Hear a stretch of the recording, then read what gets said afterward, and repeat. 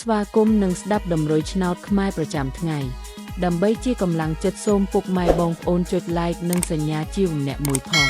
ដើម្បីទទួលបានដំរុយថ្មីប្រចាំថ្ងៃដំរុយឆ្នោតខ្មែរនៅថ្ងៃនេះគឺថ្ងៃទី26ខែធ្នូឆ្នាំ2025ដើម្បីកុំឲ្យខាតពេលយូរសូមស្ដាប់ដំរុយឆ្នោតពី admin មានលេខ578468335 CD សម្រាប់លេខ OZ admin មាន2គ្រាប់គឺ OZ ខ្ទង់70និង30សម្រាប់3លេខគឺ admin មាន2គ្រាប់ផងដែរគឺមានលេខ852គុណ369គុណ